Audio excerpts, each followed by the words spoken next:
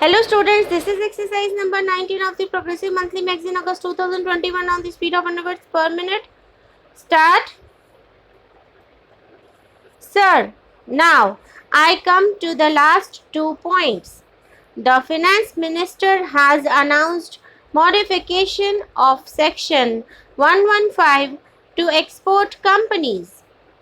While it is a welcome thing, again, this whole scheme of minimum tax is counterproductive and pernicious. What was the scheme?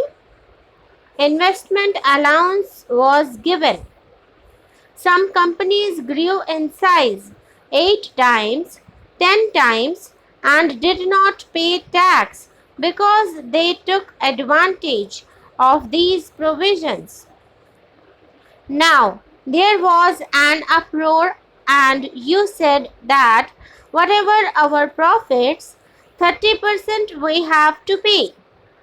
You said investment allowance will not be there, and instead, if you deposit money with IDBI, that much rebate you will get. What happens in practice? The Indian companies, the efficient companies, the growing companies are companies which are hit. Who has got spare money to put with the IDBI? Only the multinational companies would do that because they have no intention of growing. They have no interest in the Indian economy. They have only interest in computers and Pepsi Cola. They are not interested in employment. So, they can put money in IDBI, which is again temporary borrowing, which I have discussed earlier, and they get all the rebate. An Indian company is committed to India, committed to employment growth. It is put to disadvantage. This provision of investment allowance under Section 115, the Finance Minister has reconsidered only for export companies. I submit that the entire scheme of Section 115 should be scrapped and investment allowance should be restored to what was there for so many years. It has stood the test of the time. This idea was companies stand to lose and the foreign companies stand to gain. This is no use. You must have a total relook at this scheme. I want to say two more things. The finance bill has got a lot of provisions which are supposed to be novel, like uniform accounting. Some bureaucrats from somewhere has come out.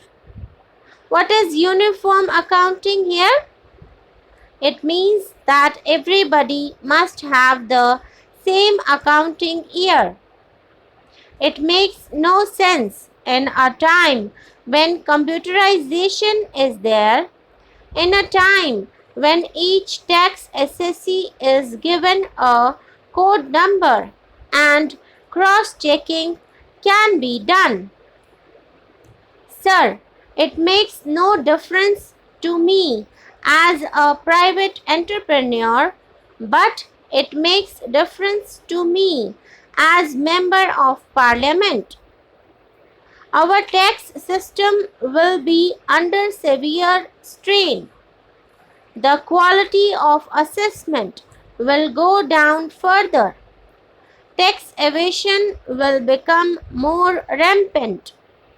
These are all the things that are going to happen, and they are the most pernicious things. Certain corrupt officials will wield more powers. It is totally uncalled for. These kind of refinements as they call them, are totally uncalled for.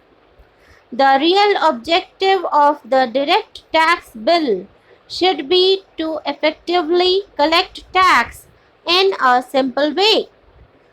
I will give some more examples of the changes made in this finance bill.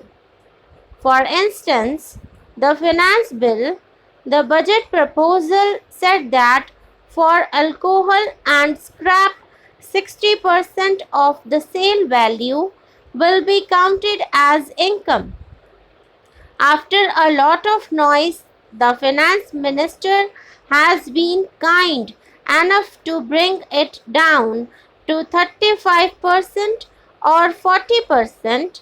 But I want to know, why alcohol?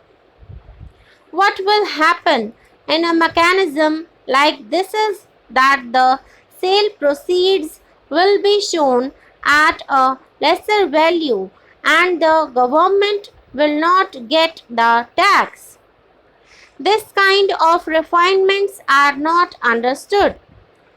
They are arbitrary.